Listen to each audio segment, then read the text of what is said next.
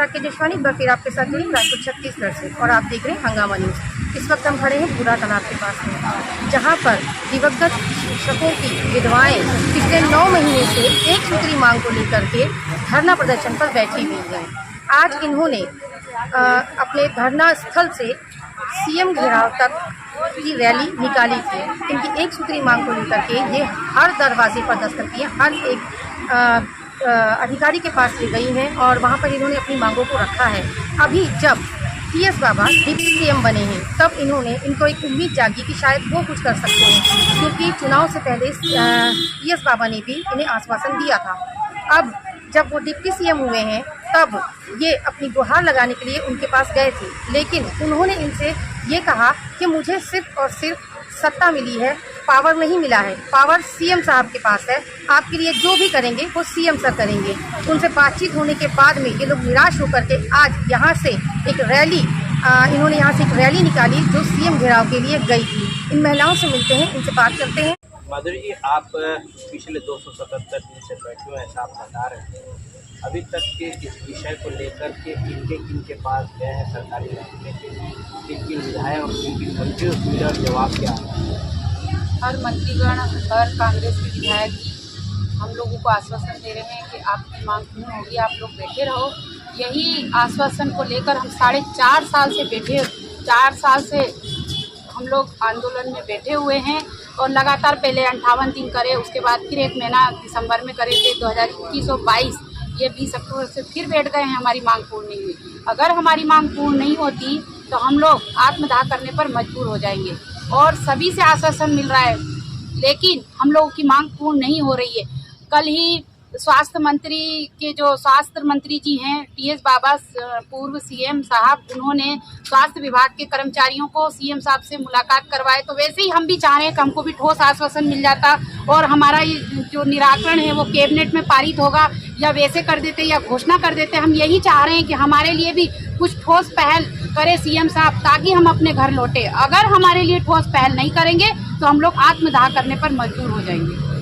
क्या लगता है अभी की जो परिस्थितियां हैं कब तक आप झेल पाएंगे, क्योंकि अब मानसून आ चुका है और मानसून काफी तबाही मचाता है चारों ओर। इससे तो हम गुजर ही रहे हैं। टेंट हमारा उखड़ गया था, हम लोग खुद 4 लोग टेंट के नीचे दब गए थे।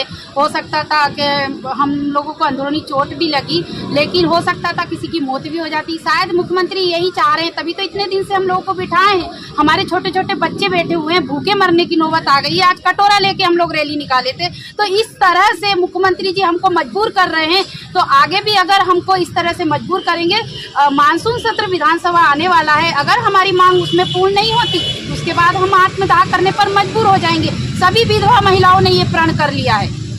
कल जो कैबिनेट बैठक होने वाली है, तो आप लोगों को क्या लगता है आज जो आप लोगों ने प्रदर्शन किया है उसका असर तो वहाँ होगा? कल आप लोगों का मुद्दा वहाँ उठेगा?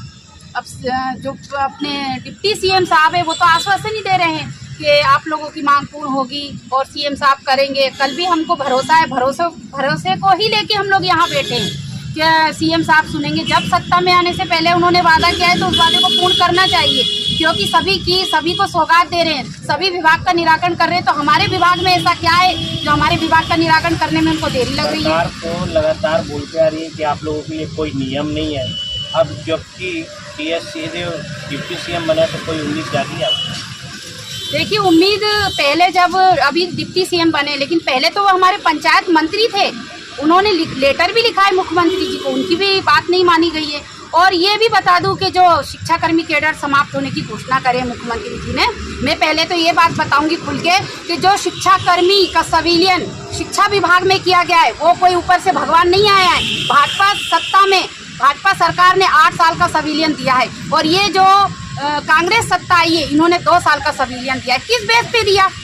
इसका भी तो शीतलीकरण कमेटी में करा। उसी के साथीगण हैं जो हमारे जो मुखिया थे, आज उनके परिजनों के शिक्षा कर्मियों ने सड़क पर बिठा दिया।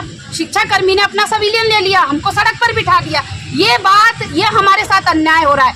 सब प्रदेश अध्यक्ष शिक्षाकर्मी लोग एकजुट हो गए। मैंने कई बार अपील की कि आप लोग मेरे साथ कम से कम एक दिन सड़क पर उतरे, लेकिन कोई सामने नहीं आ रहा है। आज सविलियन वालों को जो तोहफा भूपेश बघेल जी दे रहे हैं, बार बार डीए बढ़ा दिया उनको सौगात दे रहे हैं। तो हम लोग तो सिर्फ एक नियुक्ति मांग रहे हैं, हमारा अधिकार मांग रहे हैं। हम अन्य विभाग में हमें नियुक्ति चाहिए, तो ये भी वो बोल रहे हैं कि नियम नहीं है। तो नियम नहीं है तो अन्य विभाग में नियुक्ति कर दे, और अगर नियम नहीं है तो जितने भी शिक्षाकर्मी का संविलियन किया गया उनको शिक्षाकर्मी बना दिया जाए, उनका संविलियन को रद्द किया जाए। ये बोलूँगी अब तो मैं। माधुरी मृगे, प्रदेश अध्यक्ष। आगे की जानकारी जानते हैं, तब तक बने रहे हमारे साथ और देखते रहिए हंगामा न्यूज़।